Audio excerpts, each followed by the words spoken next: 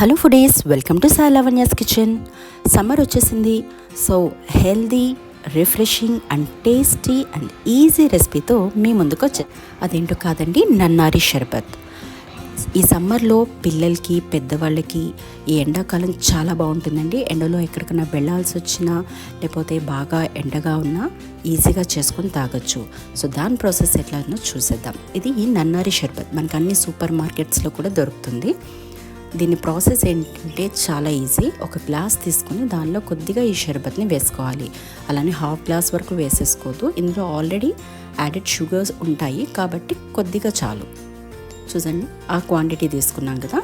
ఇప్పుడు దీనిలో నానబెట్టి పెట్టుకున్న సబ్జా గింజల్ని ఒక 1.5 స్పూన్ వేసుకోవాలి. ఇది ఎవరైనా రిలేటివ్స్ వచ్చినా కూడా మనం ఇవ్వచ్చు, చాలా బాగుంటుంది. అలానే హాఫ్ లెమన్ని స్క్వీజ్ చేసుకోవాలి. ఫుల్ లెమన్ అవసరం లేదండి.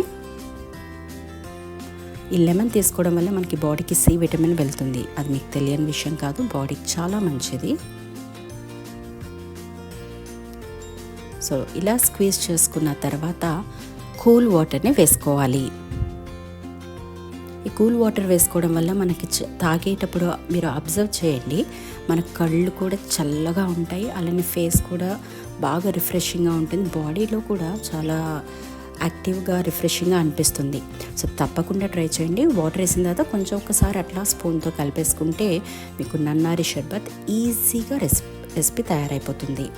ఇది ఎవరైనా ఫ్రెండ్స్ కానీ రిలేటివ్స్ కానీ వచ్చినా కూడా ఈజీగా వాళ్ళకి చేసి ఇచ్చేయచ్చు. వాళ్ళు కూడా చాలా రిఫ్రెషింగ్గా ఫీల్ అవుతారు. సో ఈ సమ్మర్లో తప్పకుండా ట్రై చేయండి. Don't miss to try. ఈ రెసిపీ మీకు నచ్చినట్లయితే please like, share and subscribe my channel. Thank you for watching.